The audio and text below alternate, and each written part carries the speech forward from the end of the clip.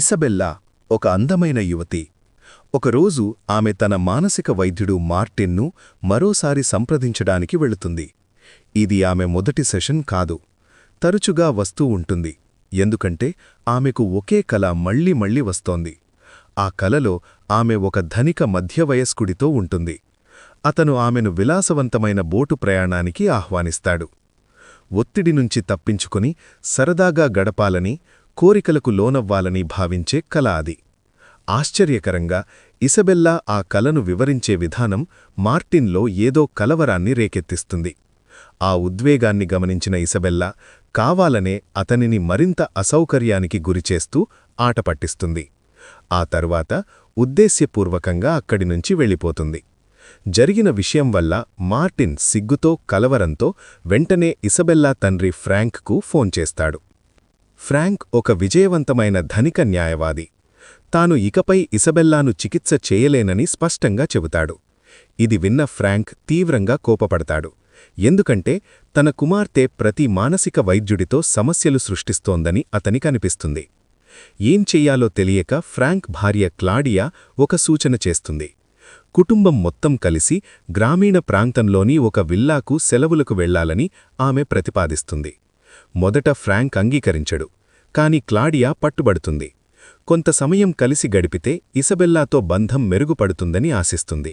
చివరకు ఫ్రాంక్ ఒప్పుకుంటాడు. ఇసబెల్లా ఇంటికి చేరగానే ఫ్రాంక్ ఆమెను మార్టిన్తో ఫ్లర్ట్ చేసిన విషయం గురించి ప్రశ్నిస్తాడు. ఇసబెల్లా తనను తాను సమర్థించుకునే ప్రయత్నం చేస్తుంది. కాని అది అతనికింకా కోపం తెప్పిస్తుంది. వెంటనే ప్రయాణానికి సర్దుకోవాలని ఆదేశిస్తాడు. ఆమె నిరాకరించగా భత్యం నిలిపేస్తానని, కారును తీసేస్తానని బెదిరిస్తాడు. మార్గం లేక ఇసబెల్లా ఒప్పుకుంటుంది. మరుసటి రోజు వారు నగరాన్ని దూరంగా వదిలి ప్రయాణం మొదలుపెడతారు. ఎక్కడికి వెళుతున్నామనే ప్రశ్న కూడా ఇసబెల్లా అడగదు. చివరకు వారు ఒక విలాసవంతమైన తోట విల్లాకు చేరుకుంటారు. అక్కడ వివియన్ అనే మహిళ వారిని స్వాగతిస్తుంది. వివియన్ వివరణలు చెబుతుండగా ఇసబెల్లా విసుగుతో ఉంటుంది. అకస్మాత్తుగా ఆమె దృష్టిని ఆకర్షించిన వ్యక్తి మ్యాట్ తన సహాయకుడు ఫాబియోకు తోట పనులు చెబుతున్నాడు. ఫ్రాంక్ కుటుంబం ఒక నెలపాటు ఉండబోతున్నారని వారు మాట్లాడుకుంటారు. ఫాబియో దూర ప్రాంతంలో ఎక్కువ మంది ఎక్కువ కాలం ఉండరని అనుమానంగా చెబుతాడు. తరువాత ఇసబెల్లా స్విమ్మింగ్ పూల్ దగ్గర విశ్రాంతి తీసుకుంటూ ఫోన్ చూసుకుంటే సిగ్నల్ లేదని తెలుస్తుంది. కోపంతో ఫ్రాంక్ క్లాడియాలను ప్రశ్నిస్తుంది. మ్యాట్ను కూడా అడుగుతుంది. మ్యాట్ ప్రశాంతంగా ఇంటర్నెట్ లేదని, ప్రకృతి అందాలను ఆస్వాదించాలని సూచిస్తాడు. అప్పుడే ఇసబెల్లాకు తాను ఇక్కడ ఇరుక్కుపోయానని అర్థమవుతుంది. క్లాడియా తమ బంధువు అలెగ్జాండ్రో వివాహానికి ఆహ్వానిస్తుంది. కాని ఇసబెల్లా నిరాకరిస్తుంది. ఒక సాయంత్రం మ్యాట్, వివియన్ మరియు కొంతమంది అతిథులు పానీయాలతో ఉన్నారు. ఇసబెల్లా చేరుకునేలోపే అందరూ వెళ్ళిపోతారు. మరుసటి ఉదయం మ్యాట్ వ్యాయామం చేస్తుండగా చూసి ఆమె ఆకర్షణ పెరుగుతుంది. ఫ్రాంక్ క్లాడియా మళ్లీ పెళ్లికి రావాలని కోరతారు. క్లాడియా వ్యక్తిగతంగా మాట్లాడుతుంది. ఆమె నిజంగా ఇసబెల్లాను ప్రేమిస్తుంది. తన మొదటి భర్తను కోల్పోయిన తర్వాత శాంతియుత జీవితం కోరుకుంటుందని చెబుతుంది. ఫ్రాంక్ క్లాడియా వెళ్లిన తర్వాత ఇసబెల్లా మ్యాట్, ఫాబియోలను నగరానికి తీసుకెళ్లమని అడుగుతుంది. మ్యాట్ తిరస్కరిస్తాడు. కావాలంటే నడుచుకుంటూ వెళ్లమని అంటాడు. ఇసబెల్లా విసుగు చెబితే ఉదయం 5 గంటలకు పనిచేయడానికి రావాలని సవాలు చేస్తాడు. ఇసబెల్లా అంగీకరిస్తుంది. తోట పనులు చేస్తుంది. ఎలాంటి ఫిర్యాదు లేకుండా పని పూర్తి చేస్తుంది. మ్యాట్ ఆశ్చర్యపోతాడు. కలిసి భోజనం చేస్తారు. ఇద్దరూ ఒంటరిగా ఉన్నామని చెప్పుకుంటారు. తర్వాతి రోజు కూడా కలిసి పనిచేస్తారు. వివియన్తో మ్యాట్ దగ్గరగా ఉండడం చూసి ఇసబెల్లా అసూయపడుతుంది. భోజనానికి ఆహ్వానిస్తుంది. కాని వంట రాదు. ఫాబియో సహాయం చేస్తాడు.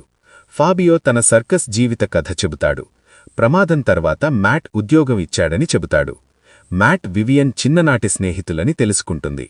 ఇసబెల్లా తన మదర్ క్యాన్సర్ వల్ల మరణించిందని, తండ్రి బిజీగా ఉండడంతో తాను కేర్ టేకర్ దగ్గర పెరిగానని చెబుతుంది.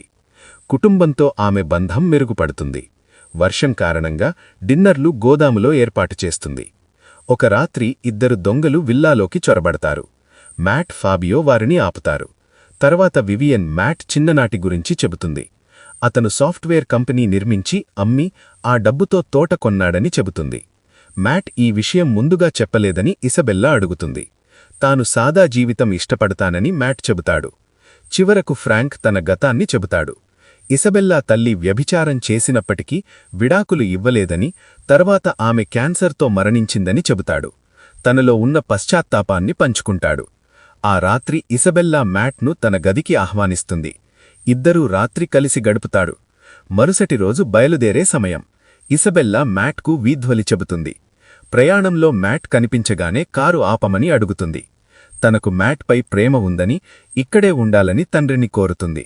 మొదట ఫ్రాంక్ తడబడతాడు. కాని మ్యాట్ తానే ఈ తోట యజమాని అని తెలిసిన తర్వాత అంగీకరిస్తాడు. చివరకు అన్నీ సవ్యంగా జరుగుతాయి. కథ యొక్క నీతేమిటంటే, కొన్నిసార్లు సిగ్నల్ కోల్పోవడం, థెరపీని వదిలేయడం, తోటమాలితో ఫ్లర్ట్ చేయడం కూడా జీవితాన్ని మెరుగుపరచడానికి కారణమవుతాయి.